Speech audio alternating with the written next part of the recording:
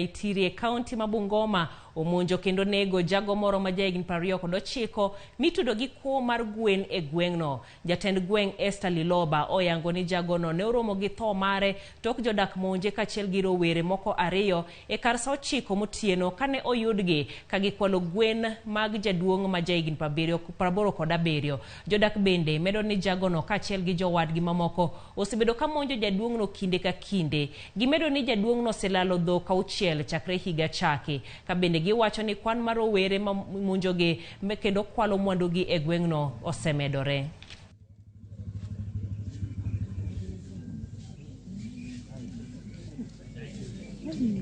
Wakati aliona mimi karibu nimeisikia kwa nyumba, alitoroka na kunyonga papata moja na kuwarusia ile imekufa.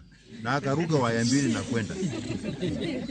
Alafu iko siku moja ingine kulikuwa kunanyesha jioni. Wakaona Eli anakuja anaingia kwa boma.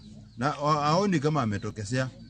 Watoto kutoka nje wakakuta kwa store, ameweka makunia, ameweka mahindi nusu kunia kwa store.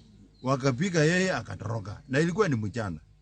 Alafu kesho yake mama yake anakuja wakati alielezewa huyu na huyu alikuwa alipatikana anaiba. Alafu anasema wapi hiyo kunia ya mwizi niende naye.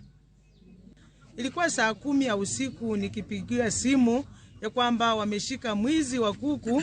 Nilipokimbia na kufika mahali pale, nilipata kweli kuku zimeibiwa. Kijana amepigwa, hasira ya wananchi wenye walikuwa nayo walimpiga na kumuua.